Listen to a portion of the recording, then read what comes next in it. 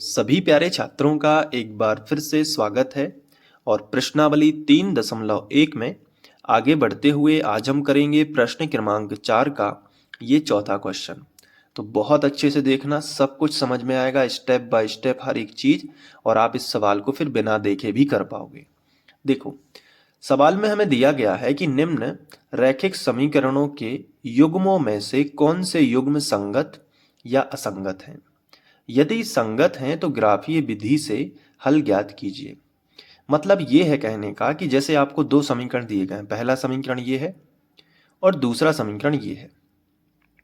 इन दोनों समीकरणों के बारे में बताना है कि ये संगत हैं या फिर असंगत हैं, और यदि संगत हैं तो ग्राफीय विधि से हल ज्ञात करो। अब हम कैसे बता सकते हैं कि ये संगत है या असंगत? उसके लिए आपका पहला कदम होगा कि आपको इन दोनों समीकरणों की तुलना इससे करनी होगी। ये क्या है? ये है व्यापक समीकरण। तो इन दोनों को हम व्यापक समीकरण कहते हैं। ये है समीकरण 1 और ये है समीकरण 2।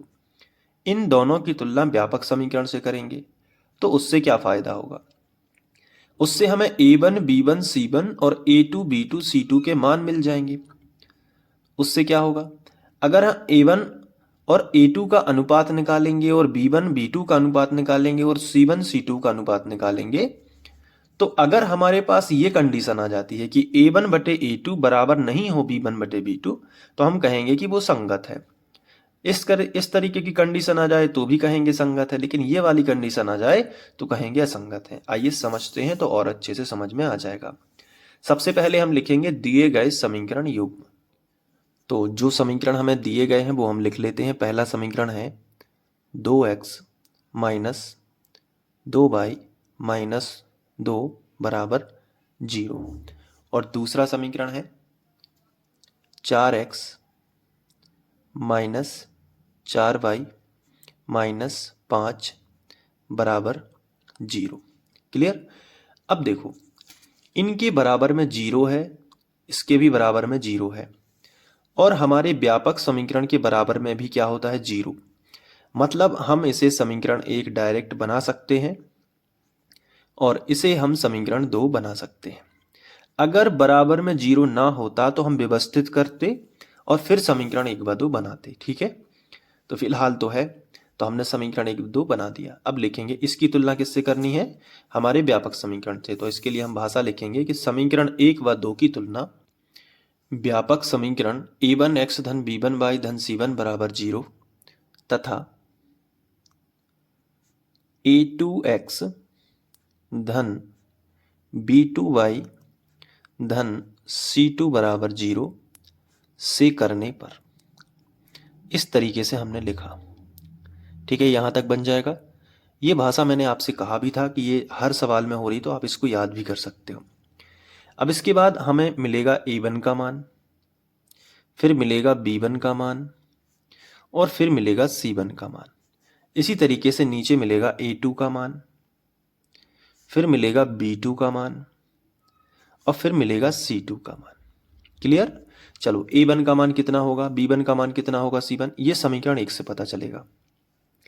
समीकरण 1 में जो x का गुणांक होगा ना, x का जो भी गुणांक होगा वो a1 का मान होगा। कितना है? 2। तो यहां पे आ जाएगा 2। समीकरण 1 में जो y का गुणांक होगा वो होगा b1।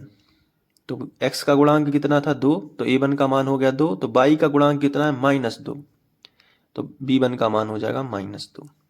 c1 का मान जो भी समीकरण 1 में अचर पद होगा, जैसे -2 है तो यहां पे -2 रहेगा। अब समीकरण 2 में जो x का गुणांक होगा वो a2 का मान होगा, तो 4 होगा।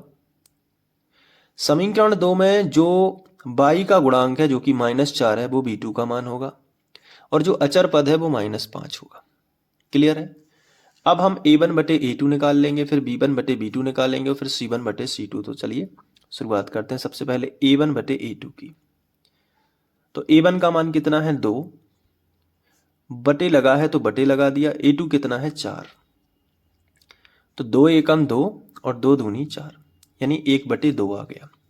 अब b1 बटे b2 निकाल देंगे, तो b1 बटे b2। b1 कितना है? -2, और b2 कितना है? -4। माइनस से माइनस कट गया, तो 2 बटे 4 अब 2 एकम 2 और 2 दूनी 4, यानी ये दोनों बराबर हैं। जब ये बराबर है तो C1/C2 भी चेक कर लो।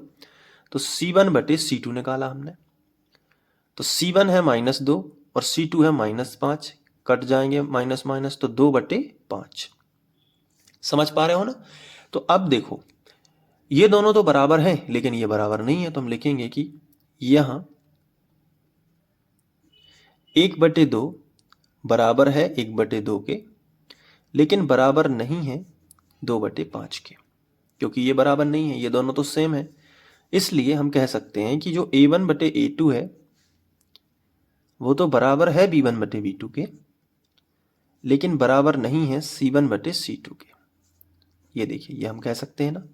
और इसके लिए जो शर्त होती है मैंने आपको बताया है, इससे पता चलता है कि अगर ये वाली कंडीशन आ गई है, देखो तीसरे नंबर की आ गई है, तो हम कह सकते हैं असंगत है। और ये तीनों कंडीशन आपको लिख लेना है और याद कर लेना है कि संगत किस में होता है, संगत किस में होता है, असंगत किस में होता है।